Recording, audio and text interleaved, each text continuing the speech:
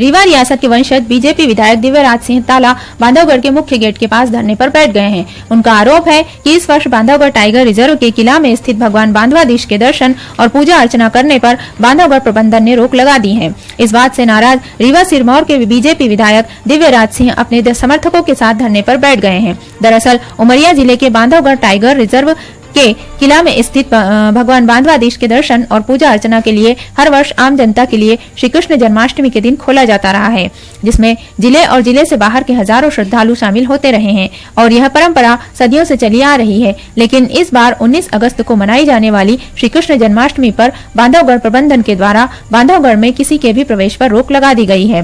प्रबंधन का तर्क है कि मुख्य गेट से किला जाने वाले रास्ते और उस क्षेत्र में जंगली हाथियों की मौजूदगी है, ऐसे में आम जनता की जान को खतरा है। प्रबंधन के इस तर्क पर जिला प्रशासन ने भी अपनी सहमति दी है।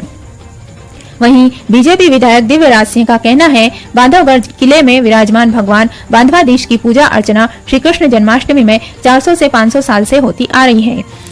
राष्ट्रीय उद्यान बनने के बाद भी लगातार श्री कृष्ण जन्माष्टमी के दिन आम जनता और श्रद्धालुओं के लिए प्रवेश दिया जाता रहा है, लेकिन बीते कई सालों से फॉरेस्ट विभाग किसी बहाने जन्माष्टमी के दिन इस आयोजन को भी बंद करने की कोशिश में है।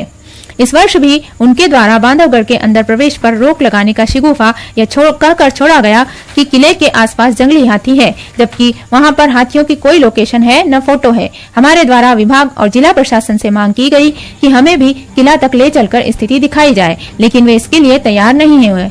उन्होंने कहा कि अगर साल में एक बार भी हम लोग भगवान बांधवाधीश के दर्शन और पूजा अर्चना नहीं कर सकते तो यह सरासर इस क्षेत्र की जनता के साथ अन्याय है और उनके द्वारा इसी बात को लेकर धरना दिया जा रहा है। CID न्यूज के लिए उमरिया से हुकुम सिंह राजपूत की रिपोर्ट।